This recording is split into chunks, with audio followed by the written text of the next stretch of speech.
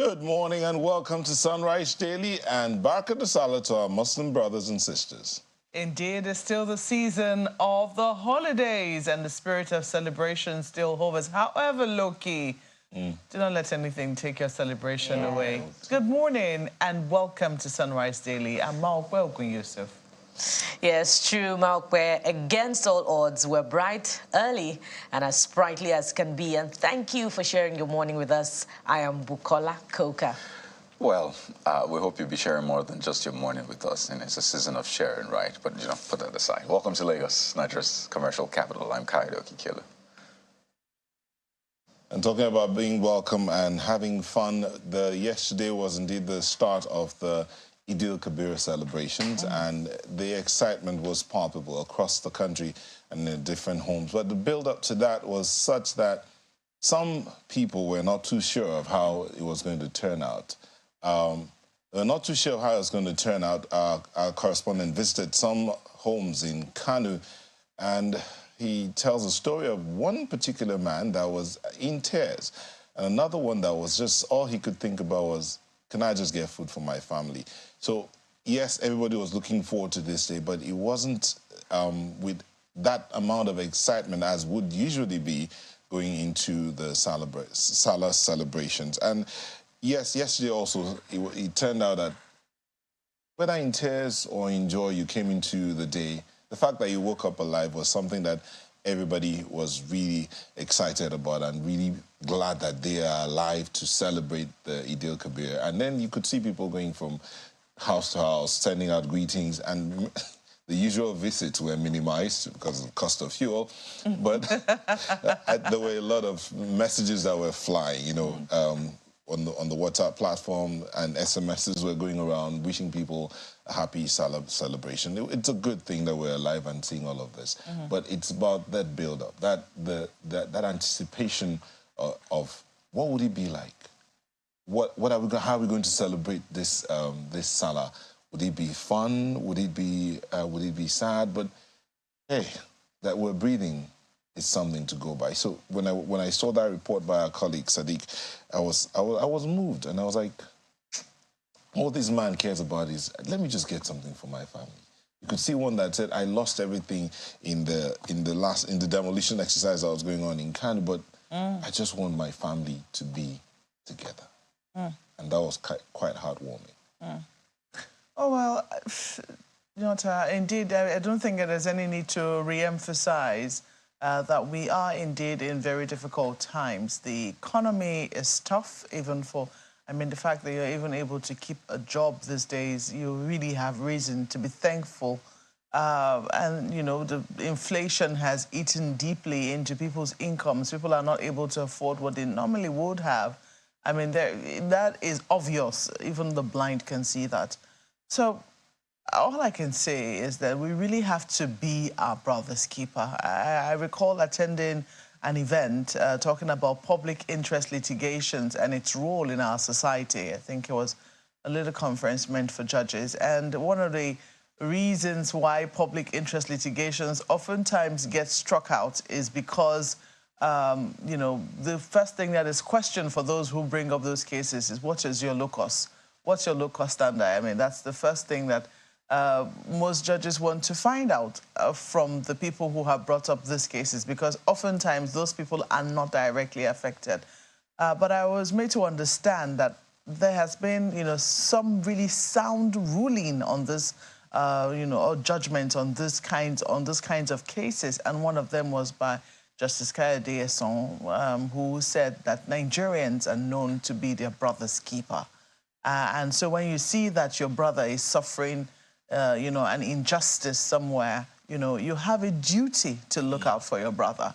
For that to even make its way into our law books, tells you just how powerful that tenet is. It's not just a moral tenet, it's also a legal tenet. So as much as possible, that's all I can ask us to be at this particular point in time. Wherever it is that we are, wherever it is that we find ourselves, we need to be a little more sensitive to the people around us. The person doesn't have to ask you. If you can see that this person, could be struggling in this time, if your thoughts goes out to that person, that, look, things could be tougher for this person at this time than it is for me, I think that you are duty-bound to share what it is that you have. Do not feel cozy and comfy where you are and say, after all, I've not been asked. It's none of my business. Everybody's struggling. We're all, but we know that some are struggling more than others.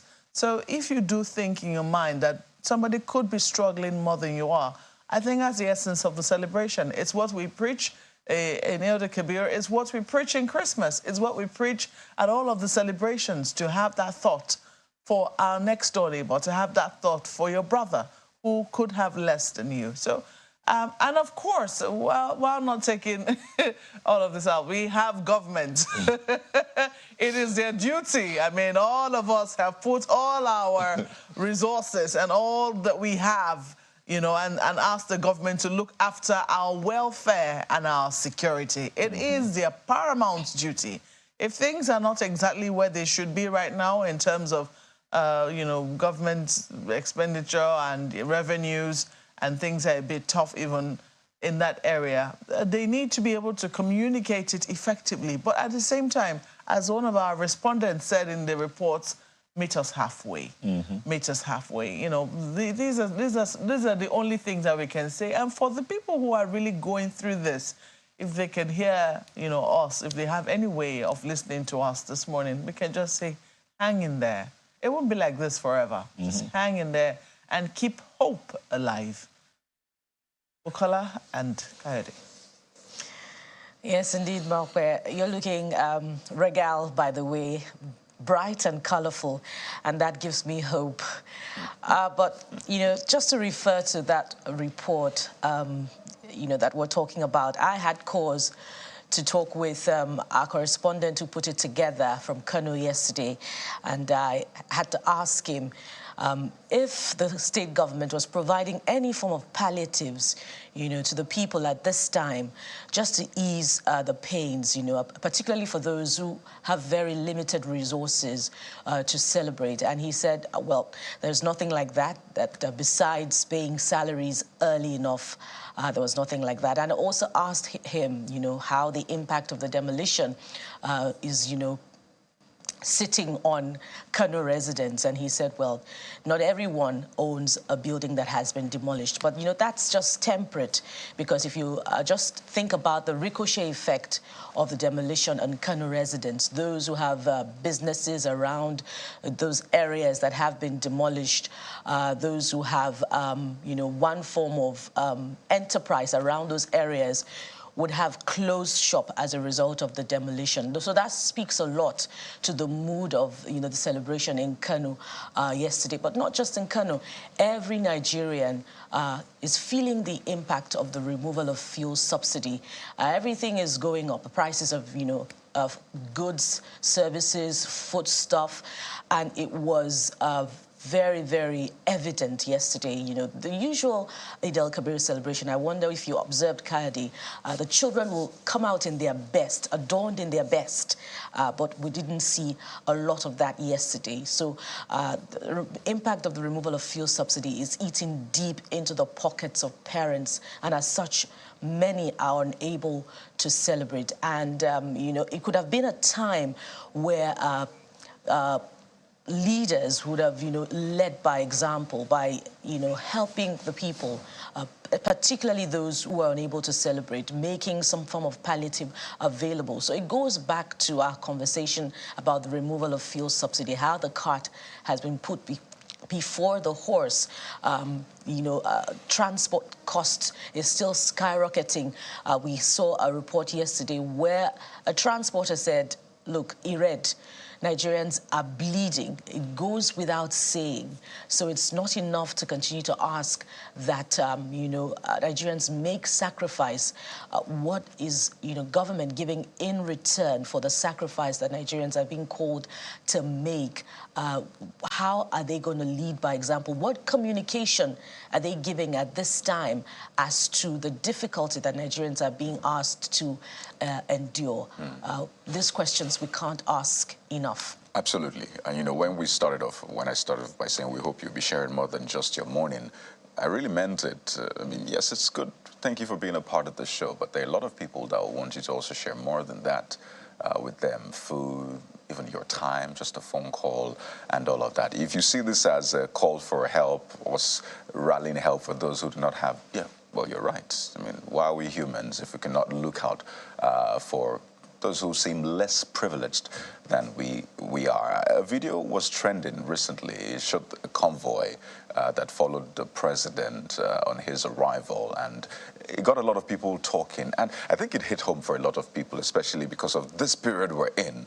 The subsidy has been removed. Disposable income has been eaten into, even vanished for a lot of people. So they saw that convoy and they thought, wait a minute.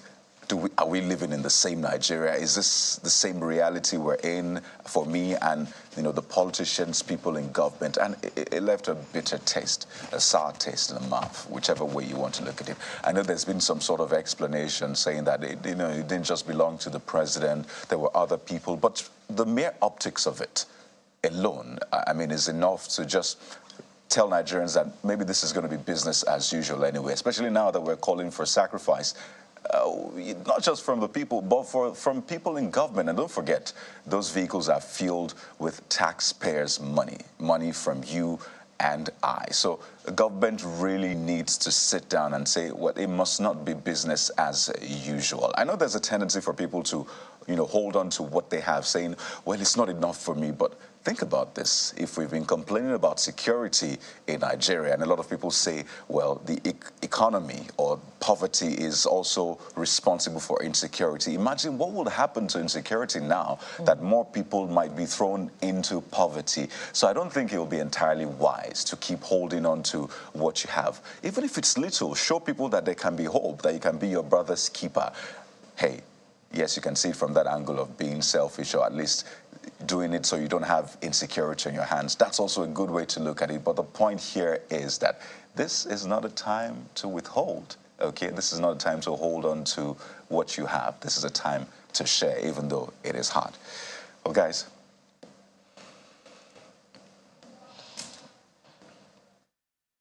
Well, on a lighter note, someone said something on social media, and as I said, on social media you get to see quite a bit. It says a message to the trolls. It said, if you're not a Nigerian, do not attack a Nigerian because we'll come after you. Only Nigerians are allowed to take care of it. It's going based on what you said about that judgment by Justice Esson. Nigerians are given to being their brother's keepers. In this season, let's look out for one another. We'll take a moment and we'll come back to look at what the dailies have to tell us about the Eid al-Kabir celebration. As expected, I'm sure it'll all be all over the papers. We'll be back in a moment. To stay with us.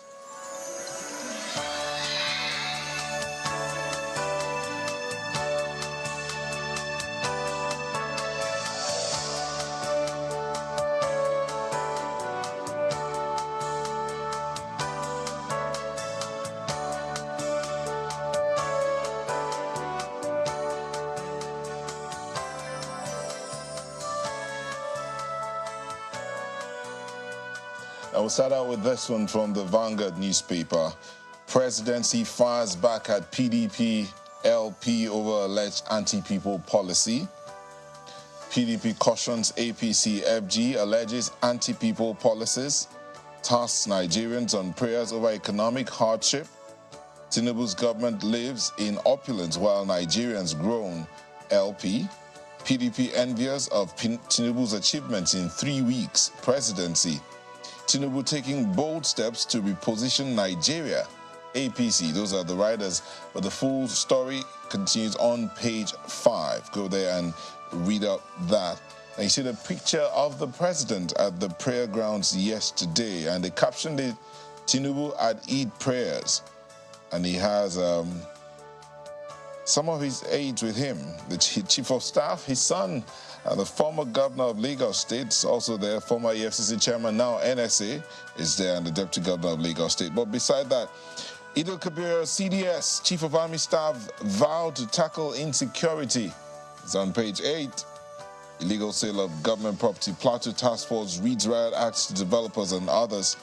But see the message from the president says, shun ethnic religious rivalry. Tinubu urges Nigerians. Says Nigeria will experience peace, stability, prosperity. Insists Nigerians must make sacrifices for the country's prosperity.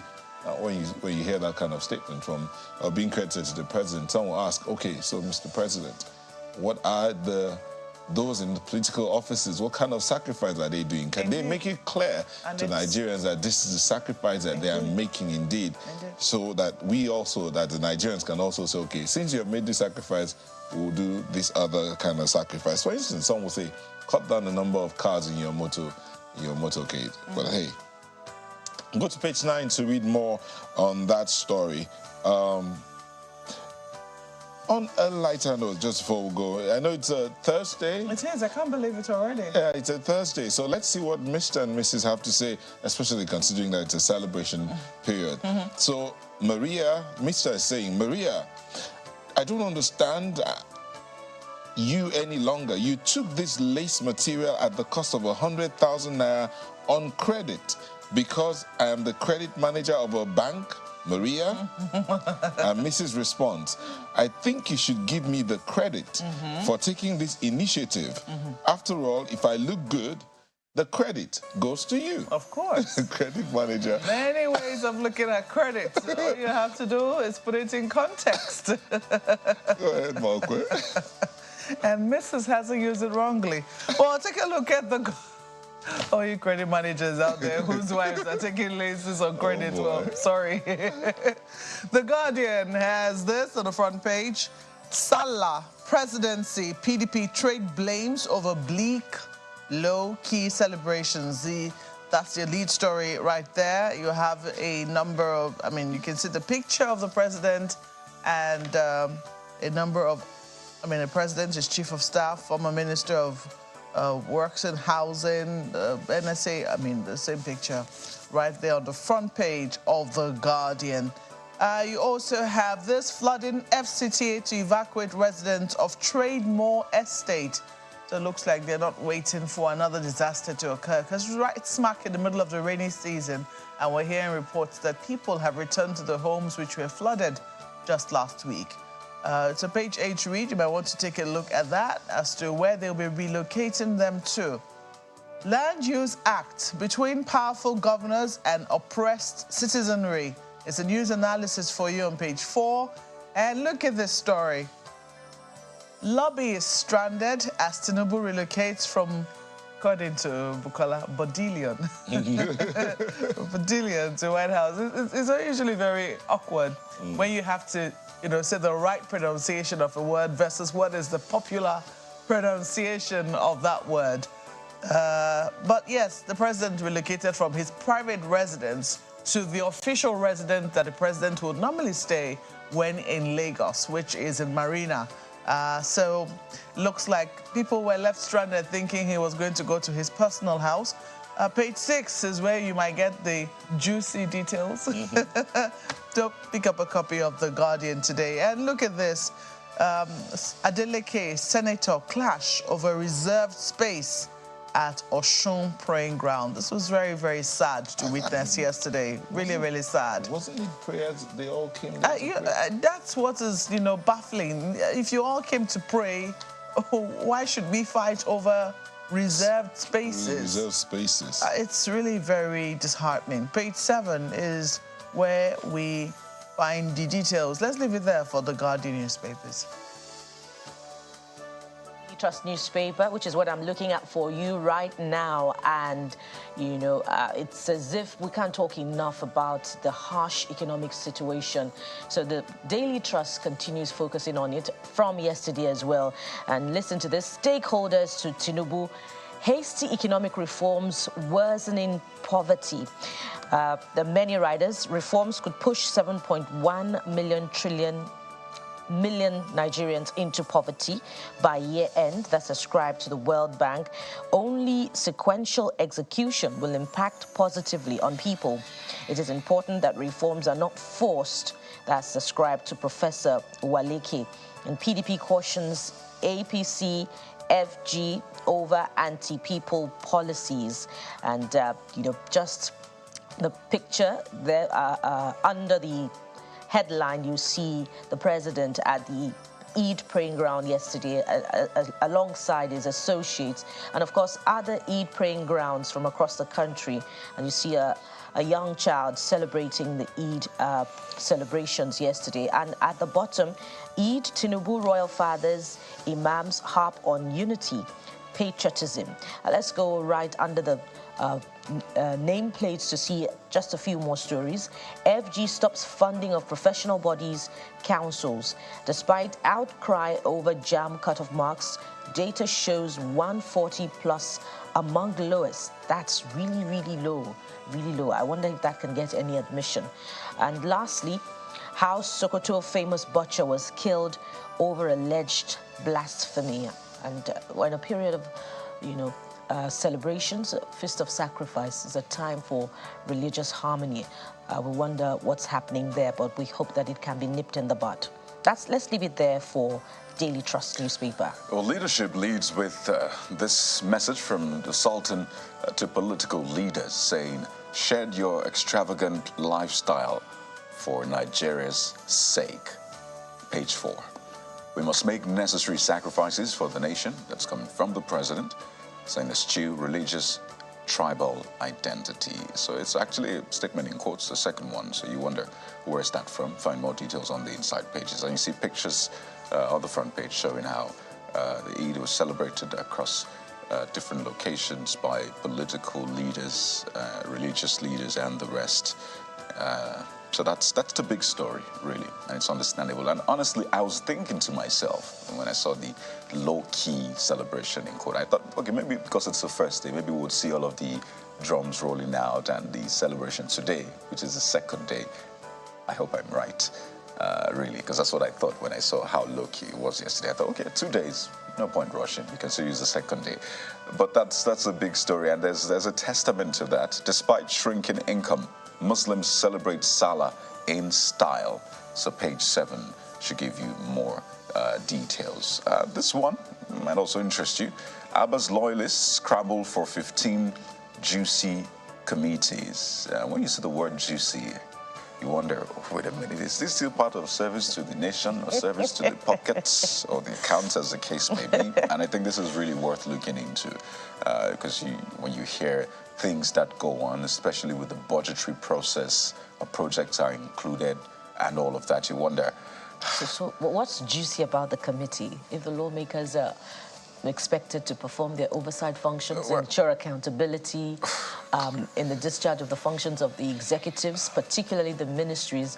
So what's juicy about the committees? The lawmakers have an explaining to do. Honestly, this is way beyond just service to the people. And those are the things we talk about day in, day out. How it should not be business as usual. One person should not be taking the commonwealth of millions. That's why you have millions in poverty. You have insecurity and all of those vices. But you know what? That's the leadership newspaper for you.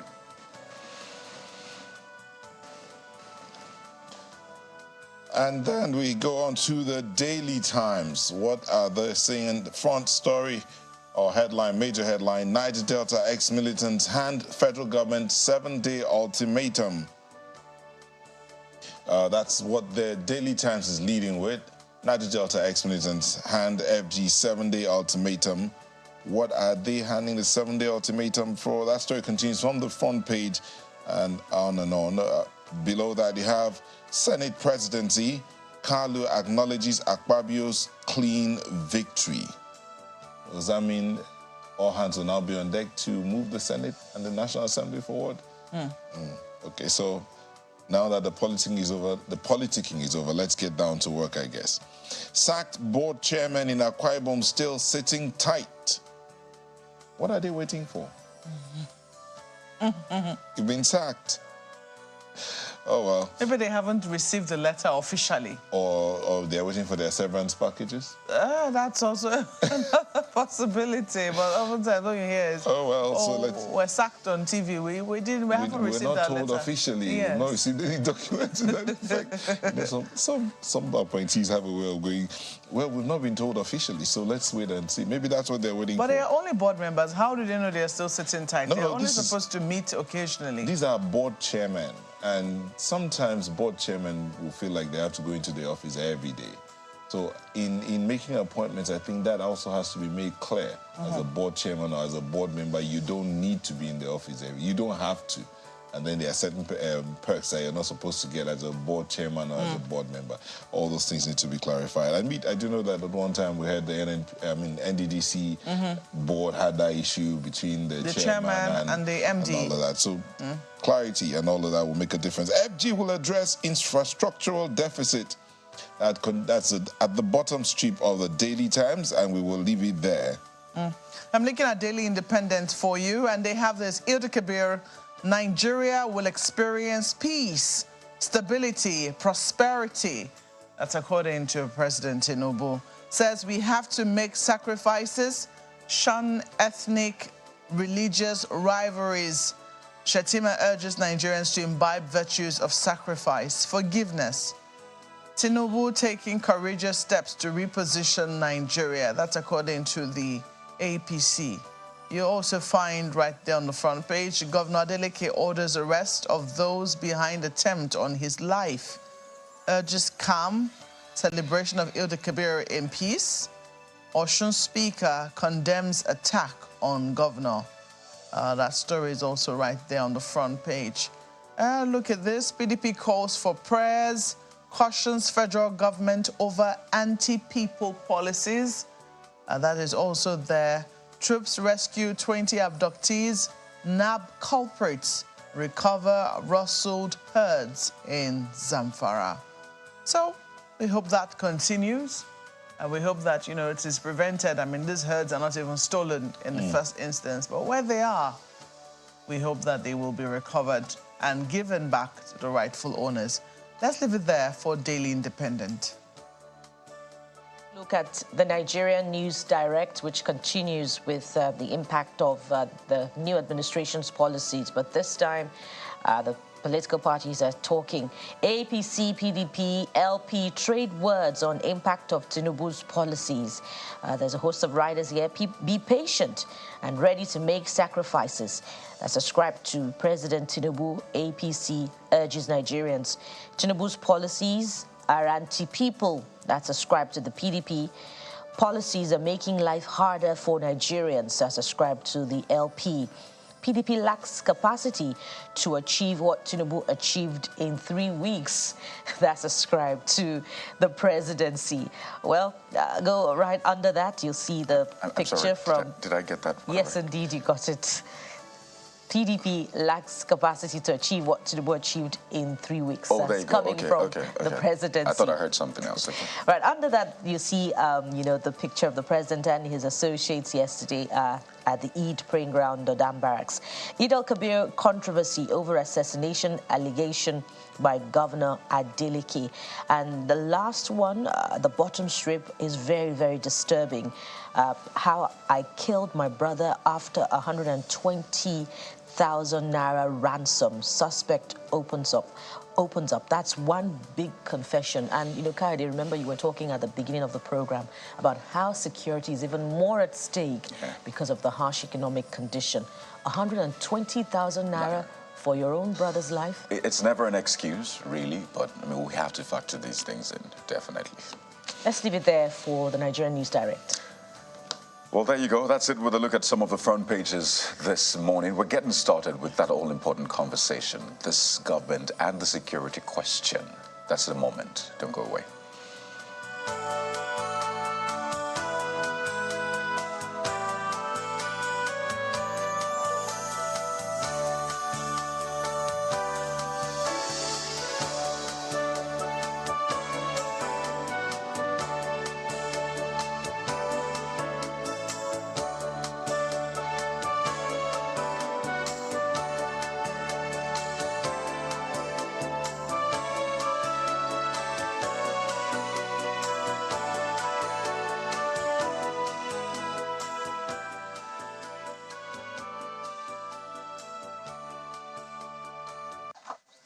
The peacekeeping hall of the force headquarters is filled to capacity as senior officers of the Nigeria Police Force and their family members witness the decoration of some newly promoted officers. It is the first official assignment of the Acting Inspector General of Police, and he has a charge for the officers and men. It is our desire that this promotion will not only serve as a source of motivation to deserving officers, but will also engender personnel to rededicate themselves to the attainment of our policing mandates. It is my belief that all the newly promoted officers will deploy their vast knowledge and experience to support the efforts towards reshaping the image of the Nigerian police force. The police boss is not the only one with a charge. Dignitaries and the former Inspector General of Police urge the officers and men to remain professional in the discharge of their duties. To whom much is given, much is required. It is a call on you to stand firm in line with the zeal of the current administration being led by President Tinubu to ensure the challenges we are facing in this country in terms of security is dealt with decisively. There is no doubt that the rejigging and promotion of serving police officers in the Nigerian police force is in accord with the renewed hope mantra of President Ahmed Bola Tinubu's administration. Will be assigned responsibilities that are above where you were before, and therefore you need to put your best so that Nigerians can sleep with their two eyes closed. If not, they should be able to go about their lawful businesses. One after the other, the officers step up for their decoration. From the southeastern region of this country, number one decoration. 2 Deputy Inspectors General of Police, 14 Assistant Inspectors General of Police, and 22 police commissioners were also decorated during the ceremony.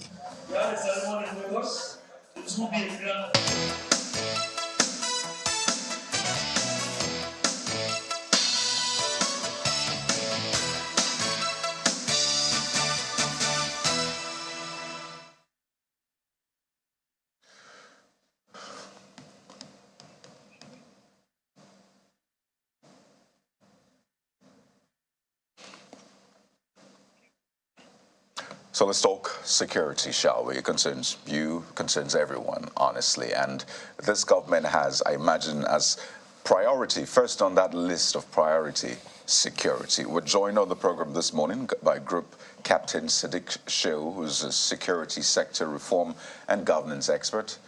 He joins us via Zoom, and as you can see right here in our Lagos studio, Mr. Alfred Ononugbo, who's a forensic investigator, a criminal intelligence specialist, and security consultant. He's right here in our studios. Gentlemen, thank you for joining us on the program. And may I just say happy holidays to you? Thank you. Happy holiday too. Let me start with you, Mr. Ononugbo. Security doesn't go on holiday, really. I mean, we can go on just the like holidays. Journalism. Exactly. Insecurity is always present. In fact, it's during holidays you hear security agencies say we have deployed more men to ensure security and all. But let me start from the last time we spoke. Ever since we spoke, Nigeria has gotten new service chiefs. Nigeria has gotten new national security advisor. And I know there was a lot of talk about who should be in those positions, what the president should do. Incidentally, this is exactly 1 month after President Tinubu was sworn in. So it's been 4 weeks of different activities. But looking at those new appointments, the service chiefs, the NSA, what are your thoughts regarding the trajectory of this government, which says it will change the security doctrine and architecture? Thank you very much. And in my tradition, I'd like to appreciate the security agents for the fantastic work they're doing across the country. And just like you said, security does not go on vacation. The language of holiday only exists in the books. It's not meant for the watchmen, because should the watchmen go to sleep, the entire system could be harmed by some elements who benefit from such situations. With respect to the question you just asked, I think one should sit back and also look at the choices made by Mr. President and his team. First, the National Security Advisor is, to me, a very strategic decision taken by Mr. President. And also the fact that he selected men who have also been tested, you know, in their different fields and specialties. That's a welcome development. And I've not heard from any quarters any reservations or negative remarks being adduced against those choices. For that, we should commend Mr. President for making such decisions. And probably in the line of this discussion, we'll be able to isolate and deal with, address, you know, specifics on these nominations or choices by Mr. President. But I think it has also boosted the expectations of Nigerians. We've been plagued by insecurity over the years. And Nigeria have lost close to 30 to 40,000 citizens to crime, you know, violent crimes across the country.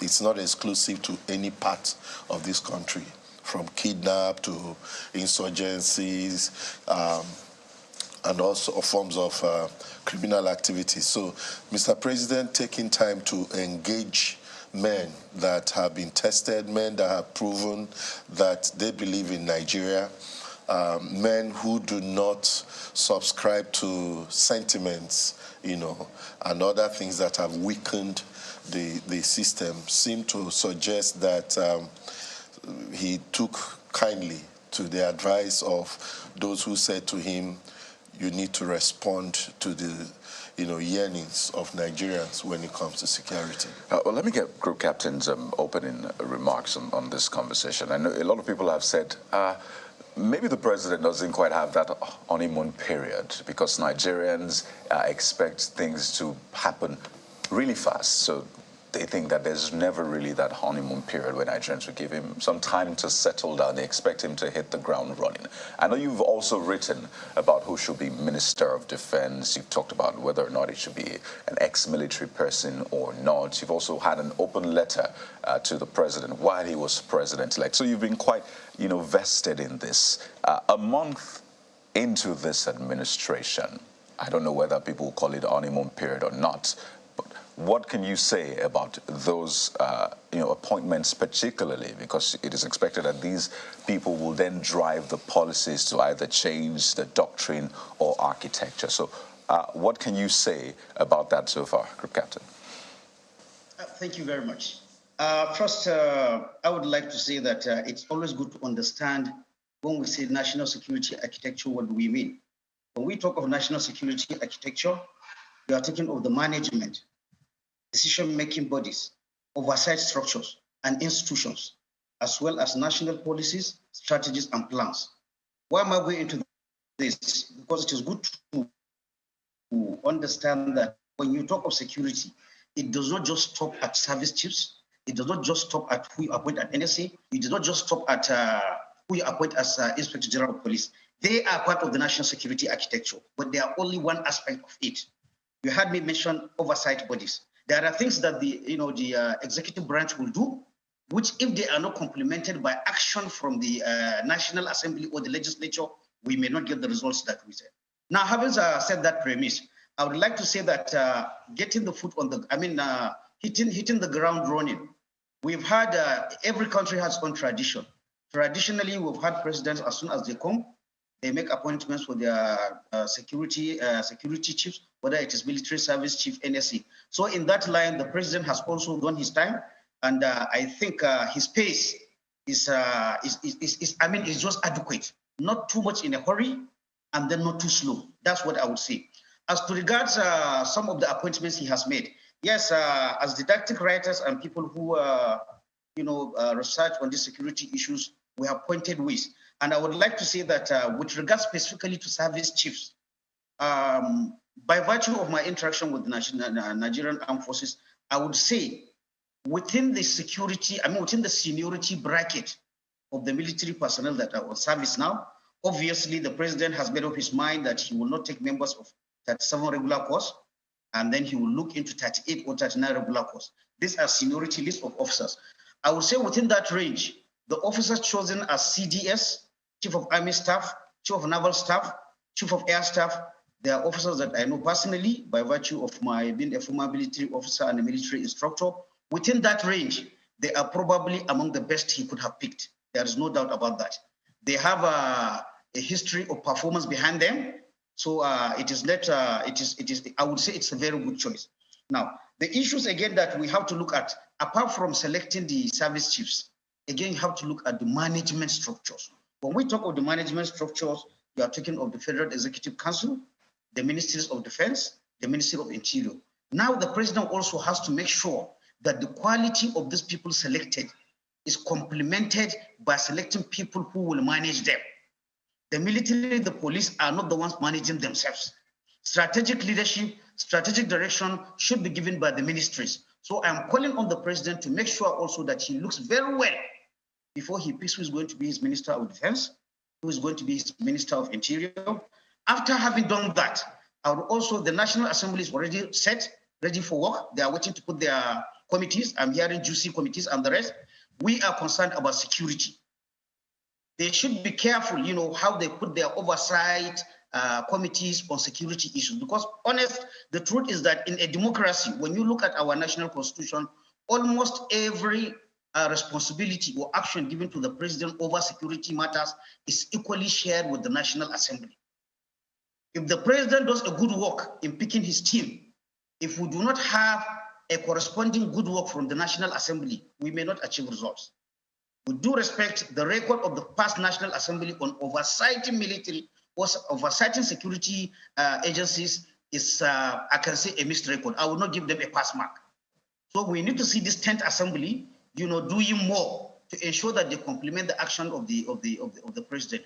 We've seen it on TV, on national TV, of a chairman of a security committee saying that what they know is from their culture, they don't discuss budgets of security, they just pass it. I think that's a very pedestrian approach. There is nowhere that you give people taxpayers' money and then you say, we over-exaggerate this test. Security intelligence agencies can be oversighted with the necessary information, with the necessary education.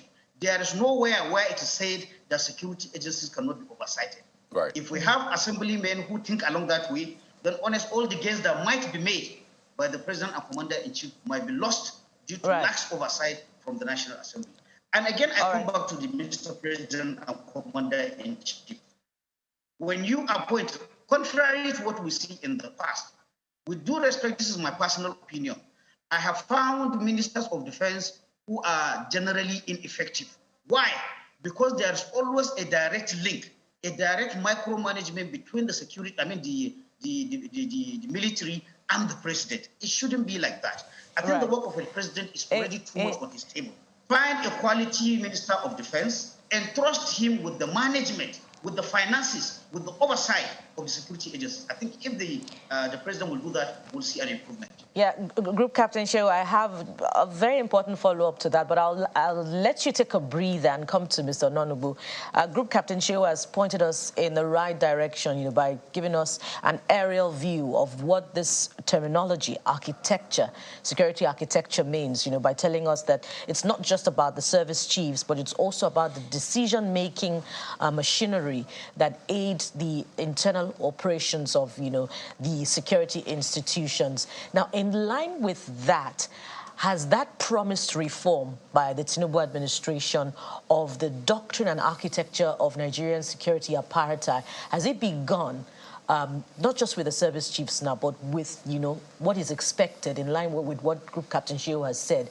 And is the administration moving fast enough with the promised reforms? Well, I think they've taken the first initial step, which is in selecting what I consider men based on merit. And if we have that script played out down the road, and also the rest of the team, like the group captain said, Shehu said, if we have that reflected in the behavior and attitude of the National Assembly, in the conduct of the rank and file, and also in the internal management of the security agencies, we would likely begin to see the type of security services that will give us hope and bring us to that assurance that the future is brighter. Now, recall that we are coming on a journey. Where we are today is unfortunately abysmal when you consider that we've had a culture of impunity, we've had a lawless approach to constitutional issues across board. So there's a serious reorientation that is needed to be done for us to appreciate whatever will come out of these people. And also have it in mind that they are not going to function alone. Right in their offices are people who probably are there for personal interests, and they will be creating some sort of, breach and slow down the pace of whatever the visions and aspirations of these senior officers could be. So we must also look at the criminal justice administration system holistically, because if there are no punishments for lawlessness, you will be breeding lawless people everywhere, including in the service. And then we should return to the era of merit. I must repeat myself, because if people know that working hard rewards and that doing the right thing at the right time, engaging in duties for the good of all becomes our common goal, we are going to begin to see institutions that are driven by patriotic Nigerians, not foreigners. We're all Nigerians. We're all crying for insecurity. But these insecurities are either perpetuated or aided by Nigerians who refuse to do the right thing when they find themselves in positions. So they should not see their appointments as a privilege. They should see it as a call to duty, as a call to sacrifice, and as a call to study what has happened before, with the mind of coming to new realizations and opening up to new ideas. I don't want to begin to emphasize the issue of the digital space, the role of artificial intelligence and technology in fight of crime. We're not discussing that. We're discussing the quality of men that the president have chosen to work with him. And just like Group Captain Shehu said, and I want to re-echo that, we have seen men given opportunities based on merit, and we hope it will spiral to every other unit and department that ensures that security is delivered to the Nigerian people. Well, I need to just clear something before we go over to Abuja studio. So we've had a former president, Buhari, who was risen to the very top military, had lots of military spending. I think the Buhari administration spent the most really on security in terms of procurement and all of that. Spent quite a huge chunk of Nigeria's money on that. Hired people from time to time. Yes, took a while to change service chiefs at some point, but chains had different IGPs. So basically, is this any different from what we have seen in the past, really? Because it looks like when we're talking about what this current president has done, it casts what the former president has done in a sort of bad light. Maybe he took the wrong decisions, employed the wrong people, was not quick to move. Is that what it is, really? Well, I must caution us not to be too excited. I think we are running and drawing conclusions in a hurry. The music have just started, so we should wait and see the dance steps. It's going to go a long way. We've come a long, bad road to this point. It will be unfair to cancel out the efforts of the former president, President Muhammadu Buhari, retired. And it would also be wrong not to expressed disappointment that the expectations of Nigerians were not met. And apparently because of the content, the quality of minds that he took on, the reward system, and the accountability platform. When you say the quality of minds, yes. who specifically are you referring to? The board stops on the commander-in-chief's table. Today, people are hailing and impressed with President Tinubu's choices. He probably did not recommend any of the people that have been chosen. But the service chiefs, upon assumption of office, lauded the efforts of their predecessors in office. These are media things. You say things that will impress other people. The taste of a pudding or the sweetness of a pudding is in the tasting. Nigerians have tasted every part of these stories. You won't come out to the public to condemn your predecessor because it's waiting for you down the road. You expect to be complimented. And I do not think that, like I would say, they didn't totally fail, but they didn't meet our expectations. Marco, it's over to you now. Well, thank you very much, Kayode. And let me take this question to our guest in our Kaduna studios. We do know that our service chiefs or the service chiefs that have been appointed usually have to go through the National Assembly for confirmation, and that's why they're still in acting capacity. I'm wondering, from your own knowledge of, the industry and, the security industry, what sort of questions do you think that the National Assembly should be asking of these people who will be confirmed to confirm that they're actually suitable for the job? Yes, indeed, their competence has been, praised, and, the choices that the president has made has been commended. But then, they still have to go through this process. Is the National Assembly just going to be a rubber stamp in this direction, or do you really think that they have a function to perform in actually making sure that the people that have been nominated so far are fit for the job? Thank you very much. A very valid question and a very important one, especially looking at what has been happening in the past. What has been happening in the past is that during confirmation, I think the lawmakers, either for lack of knowledge or for lack of research, what they ask are only pedestrian questions. And to be honest, it is in national interest for the lawmakers, like I said earlier, for them to also do their work. By now, even though I know they don't have committees yet, that's another problem. Had it been they have committees, by now, this committee should have been looking at the CV of those officers. They have looking at their past performance. They would have done their own research on what is actually wrong with security. That is the lawmakers. And based on that, ask these service chiefs, what are you going to do now as service chiefs? What are you going to do different? I don't expect any service chief to come and say, for example, that everything is okay with my service. No, definitely every service has security, but has its own challenges. Now, if the National Assembly members have done this due diligence of background checks, of looking at what is wrong with security, they will be able to ask intelligent and reasonable questions that will improve security. They will be able to extract promises from this service chief for which they can put a timeline. Okay, you said you are going to do this, you are going to raise numbers of your service up to this, and what is your plan? And with that, during oversight visit, they can work on that. But again, to do this, the lawmaker also has to be very knowledgeable. If he doesn't know about security, he has to find people who know about security to tailor questions for him. I am looking forward to a situation where we don't have, the lawmakers asking pedestrian questions. You should ask questions that will. Now, that is why in democracy they say check and balance. It is possible. Here, I'm just assuming it is possible. Mr. President made a wrong choice. A very diligent questioning by the National Assembly will, reveal whether these people that Mr. President selected, whether they are good choices or not.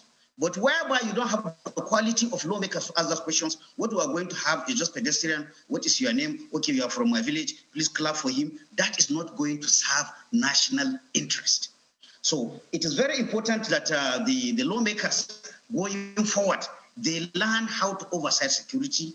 They learn how to ask specific questions with due respect. If you are in the National Assembly member to do oversight, and you are oversighting army, and you don't know how many officers are supposed to be in a battalion, you don't know what is the quantity of equipment that's supposed to be in a battalion, then really, I cannot see how you can do a diligent oversight. I cannot see how you can contribute to national security. I'm very hard on the National Assembly members because they are the ones that come and say, sack service chiefs, vote of no confidence, talking as if they are powerless. I still maintain almost every power or responsibility that the president and commander-in-chief has over security and armed forces, he shares it with members of the National Assembly. A diligent National Assembly can even correct wrong actions taken by the executive in terms of security issues. So this is what we want to see, a rebased National Assembly. Unfortunately, again, ours is a complicated system. I hear about that about 70% or 60% of the lawmakers are new. Even the older ones, they have not done well in this oversight. So in essence, what I am saying, confirmation is supposed to be a serious matter. Whether it is for security members or anything, it is a place where you really subject the choices made by the president to see whether they are really quality. And while you are doing that, the members of the general public, the Nigerians, they are watching. When they hear that these people are top-notch, it will give them confidence. It will give them confidence that the commander-in-chief has made a good choice. It will give them confidence also they have quality lawmakers that will ensure that these people perform. I know that when it comes to security, we're usually a bit, will I say, I'm looking for the word now, not touchy is not the word, but we're usually, I don't know if you can hear me, Group Captain, we're usually a bit touchy. I'm looking for the right word to use now, but careful would be more the word I'm looking for. A little bit careful when security chiefs or will-be security chiefs appear before the National Assembly. How much of the grilling, since you want a very thorough, will I say, a very thorough hearing, a very thorough confirmation process, how much of that do you think can happen in the open? There are questions that cannot be asked in the open. There are questions that will ask in the plenary, probably by the select committee, either it is committee on army, committee on defense, or committee on air force. There are questions you cannot ask. Questions that have to do with actual deployment of our troops, questions that have to do with actual equipment holding that we have. But that is not to say these questions cannot be asked behind scene. They should be asked. I think the word you are looking for in security oversight, whether intelligence oversight, security oversight, experts always talk about transparency versus accountability. Definitely security issues, there are some that have to be done in secrecy. But then, transparency should not be sacrificed. Accountability should not be sacrificed. For example, there are very germane questions that you could ask. Chief of Army Staff, how many officers and men do you have? What do you think is the optimal the optimal number that you want the Army to be? What do you think is the optimal number that you want the Navy to be? What will be the optimal number? What is the size? And what is your plan for reaching that number? I think there's nothing wrong with asking questions like that. There's nothing, there are questions that, yes, can be asked openly. But sometimes, to be honest with you, we over-secretize these issues, and sometimes the over-secretizing is not in national interest. It is not even in the interest of the armed forces. But then a very savvy lawmaker will know questions that he can ask in public. He can know options that they can ask in what they call is closed door session or whatever session. But what I want our lawmakers to understand is that as a lawmaker, you can ask any question. You can inquire about anything. You do not have to look as if you are powerless. Like I said, the last assembly. To be honest with you, I laugh when I hear them saying that we have passed vote of no confidence on this. It's like saying that we don't have any power over security matters as the president. It is wrong. That is not what democracy says. That is not what our constitution said. It says somewhere, I don't know, I cannot quote the particular section, but it says after listing the powers of the president over the armed forces, it says for the president to exercise these powers, he needs the concurrence, and the National Assembly can make laws. They can ask questions. They can investigate on all the powers that the president and commander-in-chief has. So please, let's see our national lawmakers rising of both the executive branch and the legislative branch. They have a very big role to contribute. One of them cannot do the work. Okay. If one does a good work and the other one does a bad work, we are not going to get results. Look, Captain Shell, from your submission here, it points, you shed a lot of light on the role of the National Assembly and the functionality of the Nigerian security apparatus. But let's look at the the system itself, the security system itself, and how effective it's been in the sense that these men and women took an oath to serve the nation. But if we go by what you're saying, it looks as if their oath, what they are meant to do, is somewhat limited because of the role that the National Assembly plays in that role that they're supposed to play. How do you balance things out there? Yes, it still comes back to what I said. You know, the tendency when we talk about security is to look at service chiefs, is to look at the chief of defense staff, is to look at IGP. But this is a democracy. The National Assembly, they have powers of investigation. They have powers of appropriation. If you are in the National Assembly and a service chief comes, and inside his budget, you are telling him, here, please, I am not putting anybody, but we know how this has happened. And you are telling the service chief to take part of the money that is allocated for his own defense to build a secondary school for you in your village, or to build a hospital in your village. Certainly, you are weakening the security. And you make it in such a way that the man comes to know that if he doesn't do that, he may not get his budget approved, or he may not get his releases. So, in all honesty, if lawmakers are doing that kind of things, they are affected, and how can the services perform? So, in all honesty, in this interaction between, in fact, we even have to look at the interaction between the service chiefs and the National Assembly. In other clans where we borrowed these things, you do not see now what we have. Almost every commander or commandant or a leader of any major formation, he goes to National Assembly to defend budget. And to be honest with you, the kind of conversations that happen during those the budget defense, they are not palatable at all. And they themselves, those kind of discussions, those kinds of deals, they affect our national security.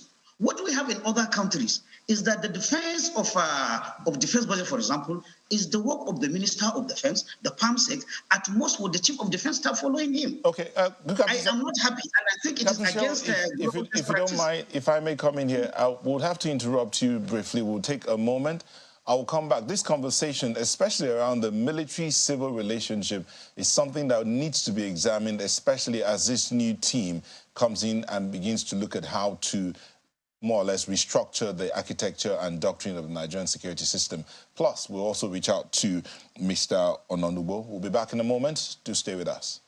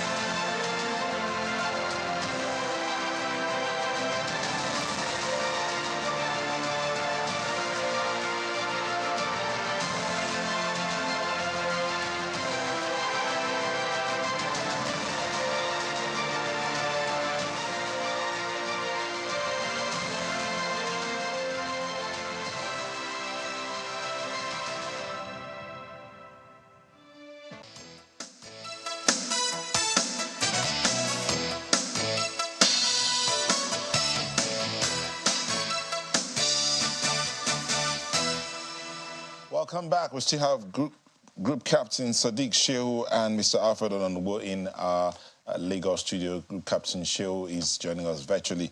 Captain Shehu, before we went on that break, we were talking about what seems to transpire when it comes to civil-military relations. And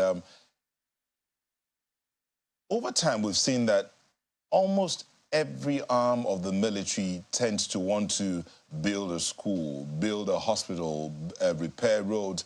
But these things are not necessarily the things that they're supposed to be focused on.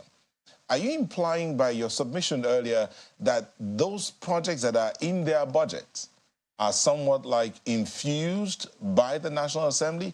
And in that kind of situation, especially now that this new team is about to come in, what would you advise them to do when it comes to military and civil relations and managing the National Assembly or the legislature, as the case may be, both state and federal?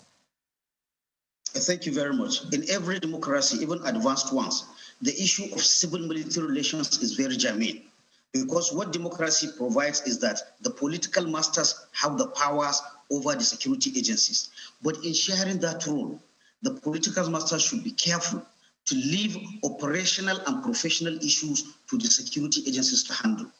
Issues of oversight, issues of funding, issues of is Nigeria going to war, issues of how many numbers of troops, the civilian will decide that. So the point I am making is that from what we are seeing, if National Assembly members are taking chunks of security budgets to put in projects that have nothing to do with security, I think that is part of our problem.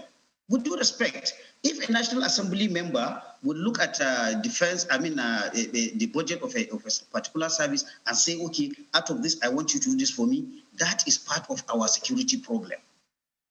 That is part of us, and we have to understand it. But you see, again, Mr. President has to do something about this.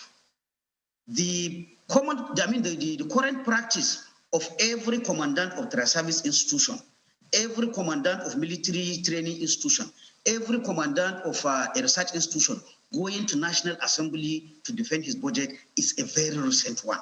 It's not what we used to have, and it is not a good one. At what point should the National Assembly step in to say you are misappropriating funds that have been budgeted for a certain thing? At any time, they have the powers of investigation. It is there in the Constitution. They have powers to investigate.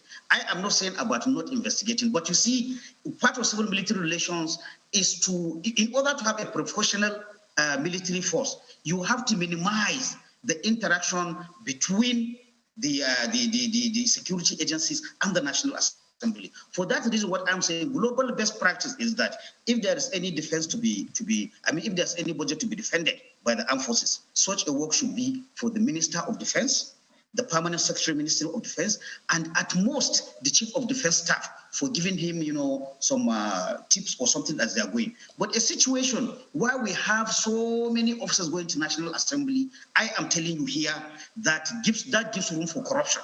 Okay, Captain Shehu, just 1 second, yes. Captain Shehu. Let's move this to Mr. Onanubo. Mr. Onanubo, you are a forensic investigator, and you see how these things play out. What would be the best approach in managing the situation, the relationship between our security apparatus and the agencies and the National Assembly and the civilians as a... Well, I think we need to look at our national orientation establishments. There are endemic things that have been carried over the years, and they are playing out. Just like what Group Captain Shehu mentioned, these things do not just happen out of nowhere. It's a tradition that's been sustained by unprofessional conduct. And let me also take a swipe on the security agencies. 100% of the men that we call lawmakers today were supposed to have been screened and profiled before they qualified for elections. And when we allow waivers and unprofessional clearing or approvals of candidates to contest elections involving managing the people and resources of Nigeria, and they finally emerge as political representatives of, in quote, their people, whether it was purchased, selected, mandated, or voted, whatever the system or process that produced them, if it's short of the expected standards, we will have what is playing out today. You don't get a clean fish out of a poisoned pond. That's very sad. Now, if our security agencies understand that from the screening point, we can eliminate some of these elements and make sure they do not find space where they become influence, negative influence on our national lives, and also fertilizers to insecurity, then we would have started well. The chain is round. It's linked to each other. So we will need to also look into the system also that produce these people, including the electoral umpires, INEC. So it's a collective responsibility. We can't shift the change we're expecting to lawmakers exclusively. Unfortunately or fortunately, they are the people we have there today. So I'm sure what we're trying to say is that having arrived at this point, they should be able to represent the civil population positively. They are the representatives of the Nigerian people. They are the ones we have elected to, occupy that role and, perform that function. And we expect that they should be able to say, look, for the good of our people, let's do the right things. Let's ensure that the right people are given assignments and people that have capacity to deliver. And also let's make sure that every system that will support them is qualified. So they do not just hijack people, put people, make sure that people who we agree to what they are saying are positioned in positions of administration. So these are some of the challenges we might be having. There's no shortcut out of it, except Nigerians do not want security. If we do, it's not just the National Assembly. Even the communities that elected these men should also be telling them as they return home, please, this is the situation, and we understand that you have a role to play in making sure that security is delivered to our people through your choice of who manages the security architecture, who runs the system. Those are very essential part of democracy.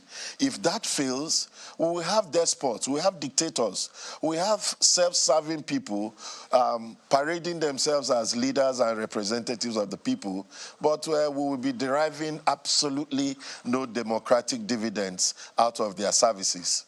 Security architecture needs to be cascaded. It needs to get to the grassroots. And we've seen in recent times attempts by governors to come up with some, I don't want to use the word contraption, but that's the word that's coming to my mouth because it's still not permitted within our constitution, this matter of state police. How would you suggest that, or do you see any role for the 10th Assembly in this regard? Do you think that this is something that they should take on, this matter of state police? Or do you think that there could be other ways, apart from what the governors have already established, or with this regional, or will I say state security agencies, because they say that there is no room for regional security agents with the Amotekons, the other one we have in the southeast, which hasn't quite set in yet. So how would you see, what role do you see for this sort of institutions or this sort of, will I say organizations within our security architecture? Or how do you think that our security architecture can further be cascaded down to the grassroots and get security to the people where it is needed the most? Thank you, Mokbe. I rather want to say that, first, I'm a firm believer in community policing, and I think it's long overdue.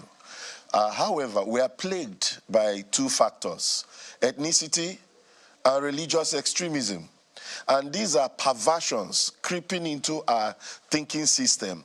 So rather than for us to develop something that will be mutually beneficial, something that will be open to help us, we see people insinuate things and, hurt efforts, genuine efforts and ideas that would have saved us a lot of problems. And I also would like to say that in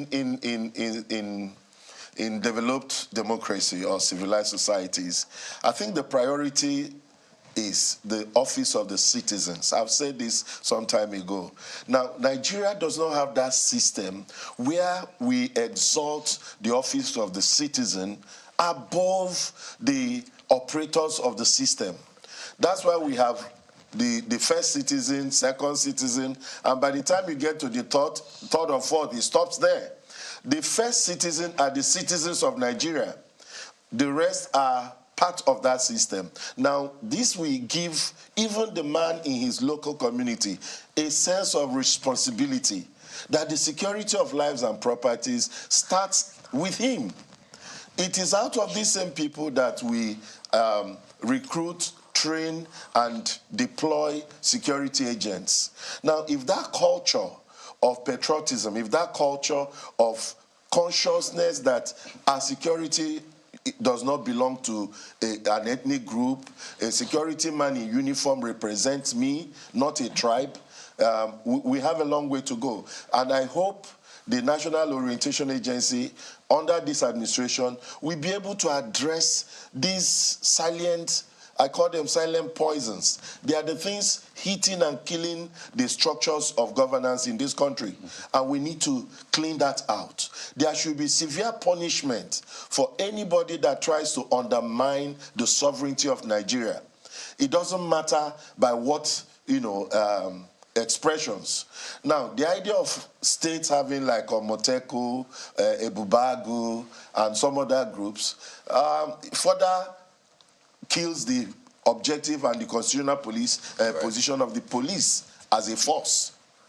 We need the police, yes, but we also need a breakdown, chains of engagement of local people involved in policing their people. And we should have a word that can make it possible for, if I'm Yoruba and I'm in Igbo land, and I have this passion to be part of that system, I should be part of Ebubagu by whatever names it's called. Or if I'm an Hausa man or Igbo man in Lagos, I should be part of Omoteku. Right. It should not be a Yoruba thing. It should not be an Igbo thing. It should be a security outfit.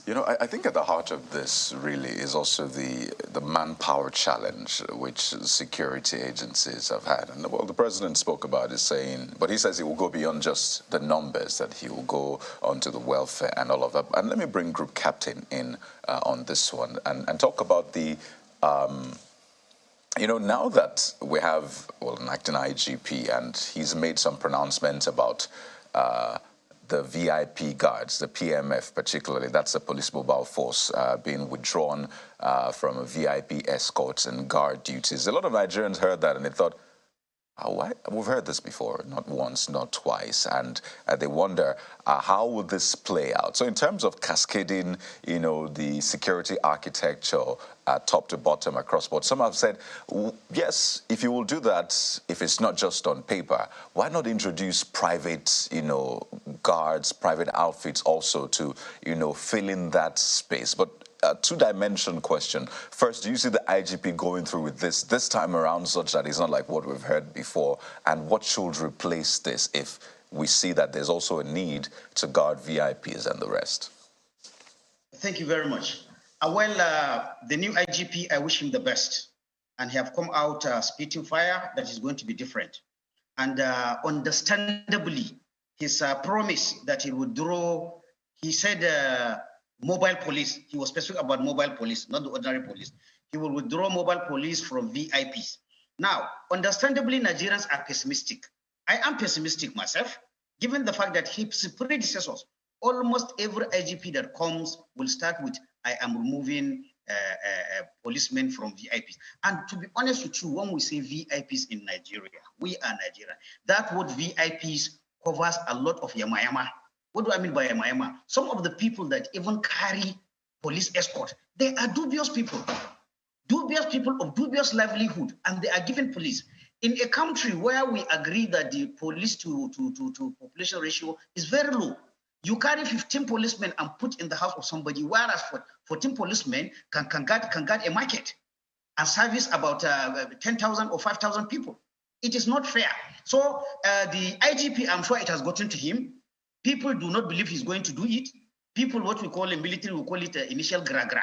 They think that he's just doing initial gra-gra. But I hope he will listen to this pessimism and also show that he's different. He has promised us that he's going to roar like a tiger and act like a lion. Honestly, we wish him the best. We need that. But having said that, on the overall issue, again, you spoke about the general number of the security agencies, whether it is police, whether it is military, whether it is intelligence. One thing that came out of the presidential election, from the presidential debate, is that almost all the presidential candidates, including President Tinubu, who has won now, they spoke about increasing number. Increasing number. What we should be thinking now is having a think tank or a committee that will decide what is the optimal size of the armed forces of Nigeria. What should be the optimal size of the Nigerian police? And in arriving at that optimal size, we have to be very careful. It's also a function of economy. Because when you talk of increasing number of people, you have to think about accommodation for them, their salaries, their health care, and their general welfare. We should not arrive at a number that cannot be supported by our economy. That is why, if you are a security leader or a police leader at the top echelon, you are also to think strategically. Economy is your terrain. It's not only the police or the military issue. If I have this number, how am I going to take care of them? So we want to see that happening. Indeed, Group Captain. Specific reference to the armed forces.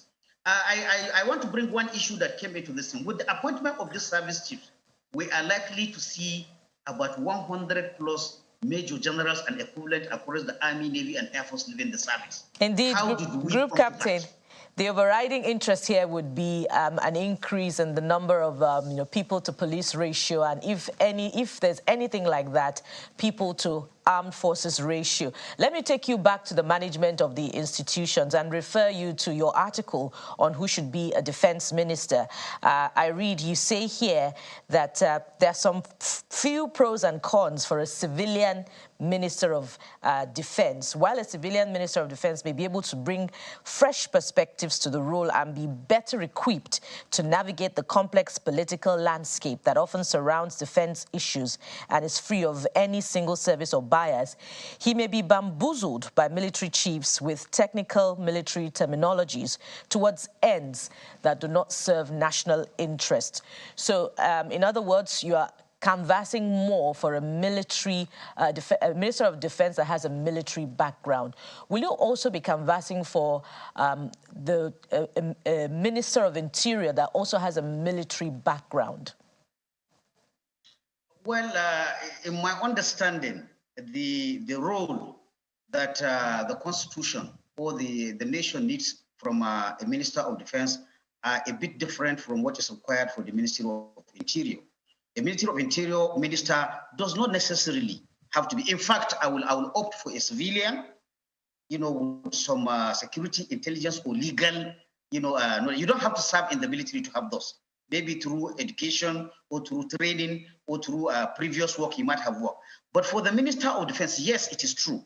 I tried, despite my affiliation being a former military man, I don't know whether I succeeded. I tried to bring an unbiased opinion of giving the pros and cons of picking a civilian Minister of Defense and a Minister of Defense with a military background. I tried to do that because there is nothing that says the minister, let's get it clear, there's nothing that says the Minister of Defense must be a military man. But when we look at global best practices, even in Nigeria, when we look at performances, if we look at the nature of the military, being, I'm sorry to use this word, the military is a very insular institution. If somebody does not have the inner workings, how the military is organized, how it functions, how it is equipped, how its culture and traditions are, for a civilian, if you bring a civilian to head the military, to be honest with you, he will take like a year or two trying to grapple with the terminologies, with the custom, and then we don't have that time. We want somebody who will hit the ground running. So I give the advantages. If you put a military man, he knows the area. But again, even in doing that, I'm happy you read my article. I underline some traps that a military man who is a Minister of Defense should avoid. Well, when you are Minister of Defense, you are representing the government. You are representing the interest of the nation. you are not representing simply the interest of the armed forces. Sometimes the interest of the armed forces and national interest may coincide. Well, indeed. But there are times where the interest of the service is not in the interest of the nation. This is where your job as Minister of Defense should kick in. Again, I underline the fact that a Minister of Defense will all have our services. I'm in the Air Force. Oh, Group Captain, looks like we lost connection with you there. Certainly very interesting read, that article and some others which you've written, but we have to anchor at this point. There's also that huge conversation about the economic reality and its effect on security. But we'll have to thank you so much, Group Captain Sadiq Sheo, retired security sector reform and governance expert, as well as Mr. Alfred Ononugbo, forensic investigator, criminal intelligence specialist and security consultant, who joins us right here in our Lagos studio. Thank you so much for your time. Thank you so much for your time. Well, there's been so much talk about the National Assembly, the work which the National Assembly has. But we're going to focus on that, not just regarding security, but governance at large. And that's our conversation in a moment. Stay with us.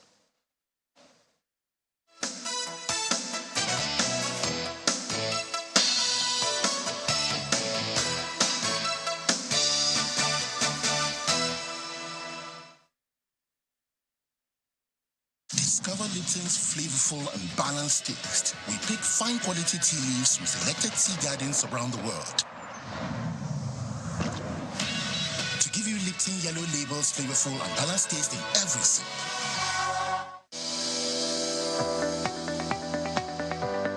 The Duchess International Hospital opened its doors in October 2021. The mission of the hospital is to reverse medical tourism. We take particular care here at the Duchess to bring together a combination of the brightest and the best locally, as well as Nigerians in the diaspora who are interested in returning to do very good work for the benefit of our patients here in this country. The good thing is that we have all international expertise here, all international facilities here, international people working here. Everything is coming together in a space which was considered not great in terms of the availability of healthcare. Access Bank, of course, has been able to provide us with a robust range of products and services that has enabled us to deliver that standard and quality of healthcare that is integral to our mission as an organization.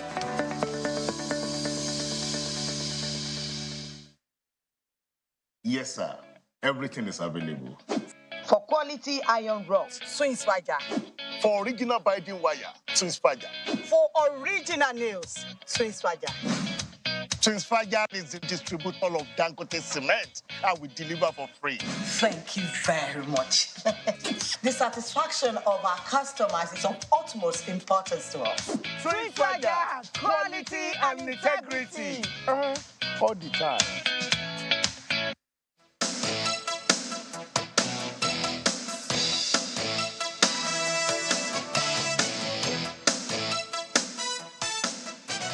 Welcome back. We've had a conversation, our earlier conversation was focused on security, but in that conversation, one of our guests continued to harp, and indeed the two of them harped on the role of the National Assembly and the legislature in what the security apparatus would look like at the end of the day, and how the personnel there can function. Well, what will be the role of the 10th National Assembly in all of this? How are they going to ensure that Nigeria is moved from where it is to where she ought to be, being the first among the three arms of government, followed by the executive and the judiciary in the functionality and effectiveness of our nation, Nigeria? We have in the studio Senator John Owaneno, who's a former lawmaker, a former chairman, Senate Committee on Finance, member All Progressives Congress, and a former governorship aspirant for Cross River State. Thank you for joining us, Senator Owaneno. Thank you. Thank you, Nelta. Thank you. I'm sure you were listening to the last conversation, so we could start from there. And the crux of that conversation was in the choice, how you say that, leadership selection, the choice of those that are going to occupy those positions as service chiefs. The president has made his appointment, but he needs the assent of, the approval of the Senate to make sure those guys are able to do their work. How do you think how do you think the legislators or the members of the National Assembly are going about that process? Do you think they've started the screening process, or are they going to wait for that day when they all show up there to do the interviews? Well, I think, the National Assembly is currently on recess, a short recess. They're going to be resuming, I think, on the 4th. So I don't think there is any kind of screening that has started. It's going to start on that first day. I believe that there'll be communications to the various people that are supposed to appear for screening. And it's one of two things, but most especially because the National Assembly is just starting, there aren't standing committees yet. So I guess that the screening is going to be, in the full glare of, a plenary, in both chambers. And for the National Assembly, if you look at the role of the National Assembly in terms of oversight, in terms of lawmaking, in terms of, so each of these persons is going to be screened. Unfortunately, every 4 years, the National Assembly gets more and more enriched with the kinds of people that are elected, people who've made it in their own different professions. You have retired police people, retired Army, retired Navy, retired Air Force. Because for me, it's not just about, it's the fact that, at screening, questions are going to be asked. The competence of the people that have been appointed by Mr. President is going to be put to test. So you can't ask what you don't know. There must be some knowledge. So that is going to be put to test. I expect the National Assembly to be at its best in terms of the kinds of questions they're going to ask, especially given our particular circumstances as a country in terms of various security challenges that we are confronted with. And I think that beyond just even the screening, after they are cleared, hopefully, there's going to be a continuous engagement with these service chiefs, with the various security people. At that point, it's going to be in the different committees once in a while. The National Assembly has different committees on police, on Navy, on Army, on all of that.